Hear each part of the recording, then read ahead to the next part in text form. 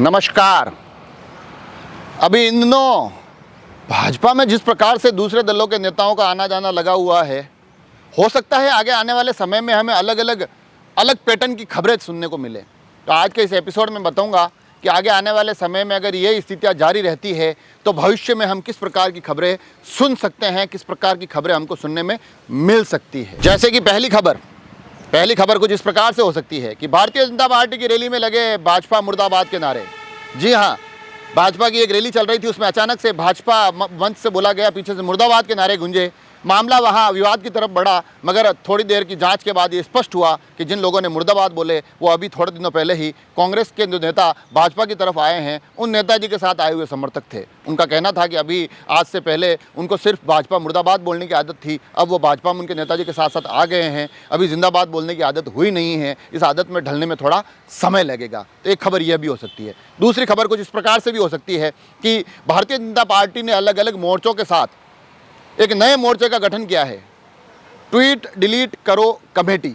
और इस कमेटी का काम ये होगा कि जब भी कोई दूसरे दल से नेता भाजपा में आएगा तो भारतीय जनता पार्टी के जो पहले के हमले उस नेता पर हुए हैं ट्वीट के माध्यम से, वो सारे ट्वीट ये कमेटी डिलीट करेगी।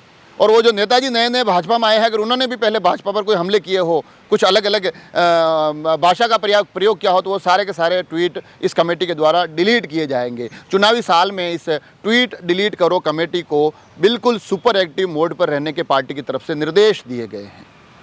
या फिर शायद थोड़ा और चीज़ें आगे बढ़े तो भविष्य में एक खबर इस प्रकार से भी हो सकती है कि भारतीय जनता पार्टी का एक अति महत्वपूर्ण कार्यक्रम चल रहा है। इस कार्यक्रम में भाजपा अपने भविष्य की दशा और दिशा को तय करने वाली है। इस कार्यक्रम की शुरुआत करें, उसमें मैं आपको आगे के इस तमाम कार्यक्रम के मुख्य अतिथियों से परिचय करवा देता हूं।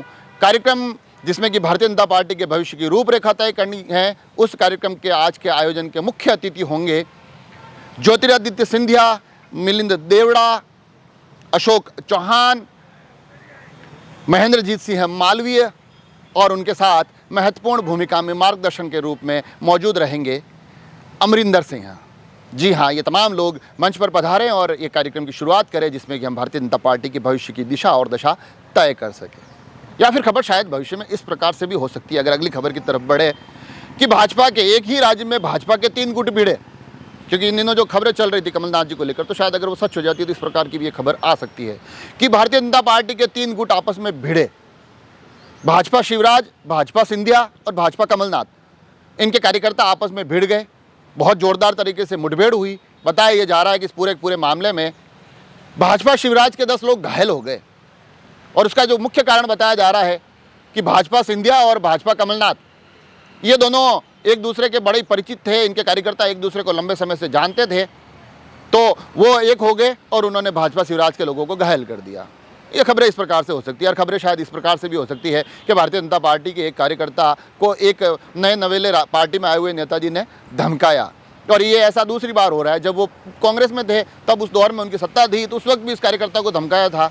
सरकार बदलते ही वो कार्यकर्ता थोड़ा फॉर्म में आया। अब पता चला कि वो नेताजी खुद वापस भाजपा में आ गए और भाजपा में भी पावर में आ गए। अब एक बार उन्होंने उस पुनः कार्यकर्ता को तो जोरदार तरीके से धमकाया। साथ ही एक खबर इस तरह से भी हो सकती है कि भारतीय जनता पार्टी अब अपने सदस्यता अभियान को 2 चरण में आगे बढ़ाएगी।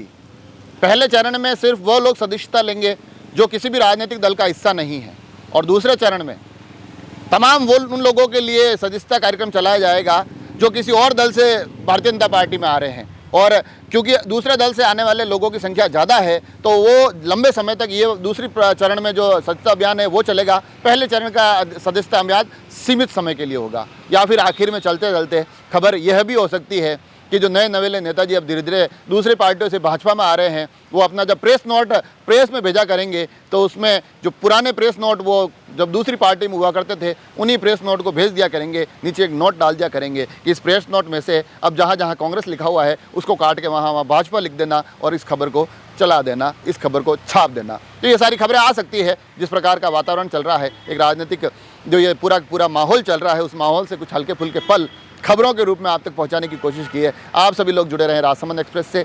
धन्यवाद।